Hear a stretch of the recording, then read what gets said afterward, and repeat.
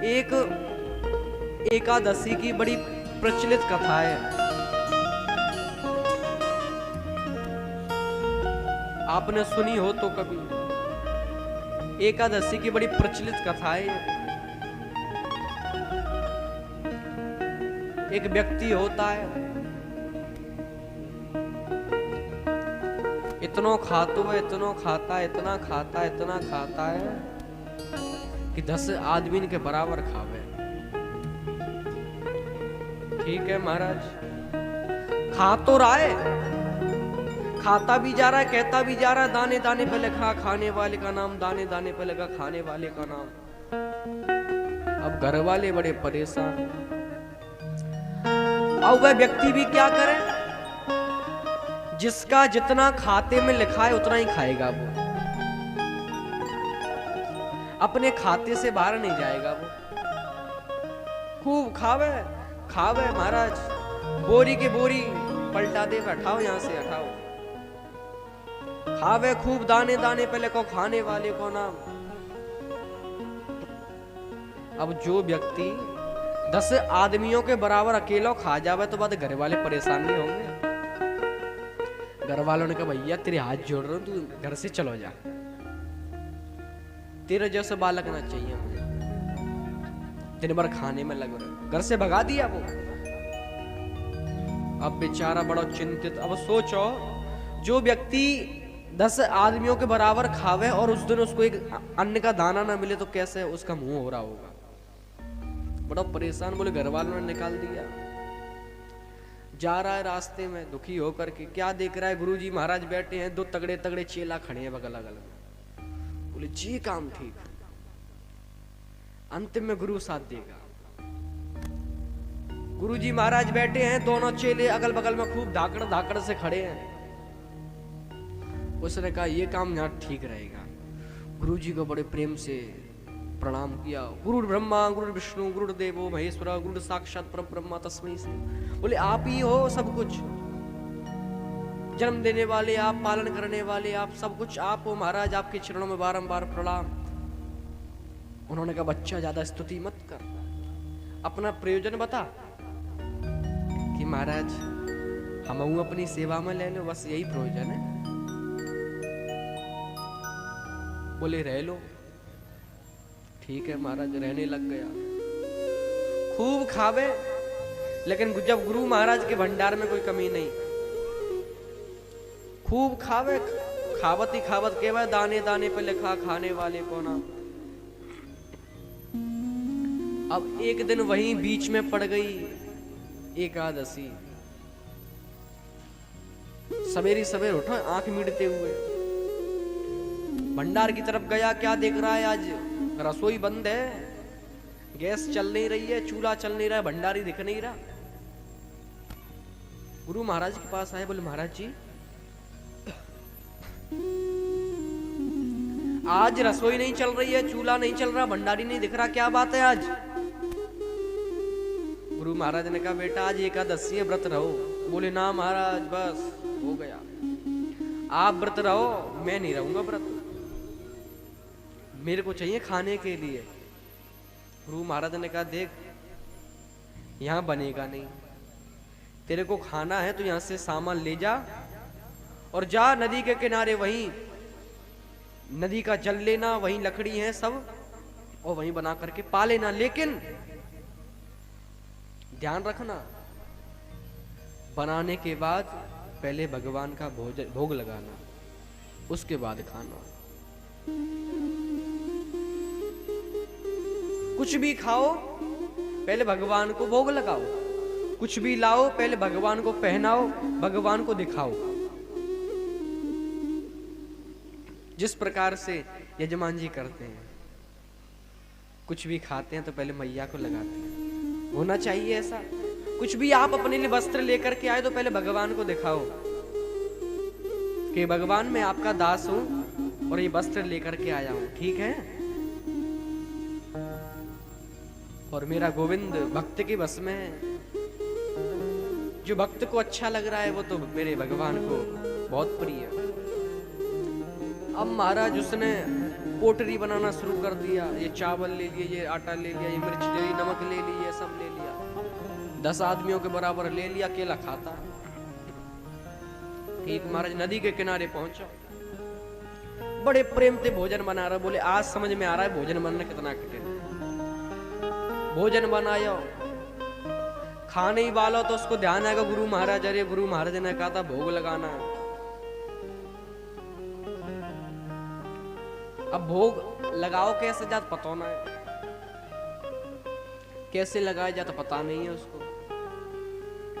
उस पर एक शब्द आता है बस कि राजा राम आइए, मेरे राम आइए, मेरे भोजन का भोग लगा जाइए।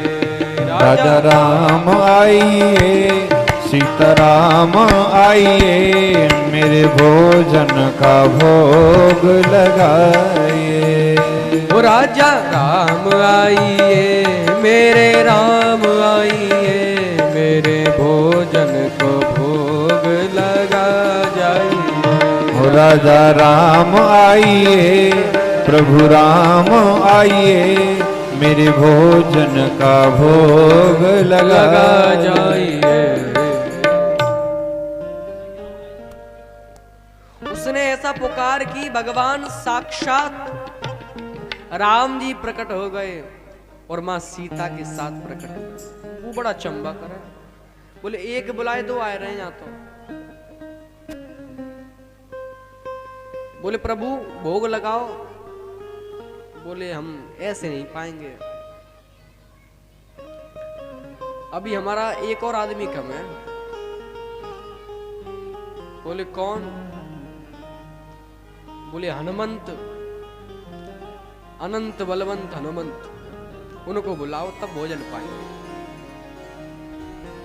अब पुकार रहा है, ओ राजा राम आइए, सीता राम आइए, राजा राम आइए, सीता राम आइए, राजा राम आइए, सीता राम आइए, राजा राम आइए, सीता राम आइए, और हनुमंत को साथ लाइए। राजा राम आइए, सीता राम आइए, और हनुमत को साथ लाइए। राजा राम आइए, सीता राम आइए, मेरे भोजन को भोग लगा जाइए। राजा राम आइए, सीता राम आइए, मेरे भोजन का भोग लगा जाइए। हनुमंत को बुलायो महाराज। हनुमान जी के साथ लक्ष्मण जी चले आए। बोले जी काम गड़बड़ है रहे हो, एक को बुला रहा हूं, दो चले आ रहे हैं। राम सीता जी बैठे हुए हैं, लक्ष्मण राम अगल बगल में खड़े हुए प्रभु के चरणों में। बोले एक को बुलाया तो सीता जी संग चली आई, हनुमंत को बुलाया तो लक्ष्मण साथ में चले आए। काम गड़बड़ है, 4 आदमी तो यही हो गए 5वां में। बोले प्रभु अब भोग लगाओ, अर्घा आरती ना आ रही ना कछु अब तुम्हारे लिए। आज तो सब मंदिर बंद होंगे, किसी ने तुम्हारा भोग नहीं लगाया होगा, इसलिए पाल हो जाए, मैं तुम्हारा भोग तो लगाए रहूं। राम जी सब बैठे हुए हैं महाराज, भोग लगा रहे हैं। भोग इतना लगाया कि सब मामला खत्म हो गया, कुछ बचा नहीं। अब बेचारो एक पेड़ के नीचे जाकर बैठ गए। भगवान ने कही काय को उदास रह रहे हो? बोले क्या बताऊं प्रभु, आप आए सब खाए गए। मुंह का पता ही गुरु महाराज ऐसा कहेंगे भगवान को भोग लगे सब खा जाएंगे, मेला का चुबचो ना है। भगवान ने कहा चिंता मत कर। मां सीता ने लक्ष्मण हनुमान के साथ सुंदर से भोजन बनाया और उसको खिलाया। इतना खावे कि महाराज पूछो मत। भगवान चले गए और वह शिष्य गुरु महाराज के आश्रम पहुंचा, प्रणाम किया। गुरु महाराज ने पूछा भोग लगाया? कि गुरु महाराज क्या बताऊं, ऐसा भोग लगायो कि 4 लोग आए, चारों निपटा के चले गए पूरा। बोले कौन कौन आयो? बोले राम आए, सीता आए, लक्ष्मण आए, हनुमान आए। और हनुमान तो इतना खावे को पूछो मत। उसने तो कर रही अपना वो पैथा बांध लिया महाराज, वो पीछे नहीं हटे। सब मामला खत्म कर दिया। तब सीता जी ने मेला भोजन बनाओ, तब मैं पाके आऊं। गुरु महाराज के आंखों में से आंसू आ गए कि बताओ, हम यहाँ अर्घा और आरती घुमाते रहते हैं, तब भगवान नहीं आते। और इसने भगवान को पुकारा और वो भगवान चले आए, क्योंकि भगवान तो प्रेम के भूखे हैं और प्रेम के ही बस में भगवान आते हैं। और जब तक भक्त भगवान से प्रेम नहीं करेगा तो मेरा गोविंद नहीं आने वाला, मैं भगवती नहीं आने वाली। आ जाएंगे बताओ। चौपाई कह रही है प्रेम ते प्रकट होई में जाना। वह तो केवल प्रेम का वशीभूत है। जैसा आपका भाव होगा वैसे ही उस भाव में आपको मिलेगा। शिशुपाल का भाव कैसा? शत्रु का भाव, तो भगवान शत्रु के रूप में आए। माता यशोदा का भाव कैसा कि छोटा सा लाल हो, प्यार करने वाला हो, तो वैसा उनको प्राप्त हुआ।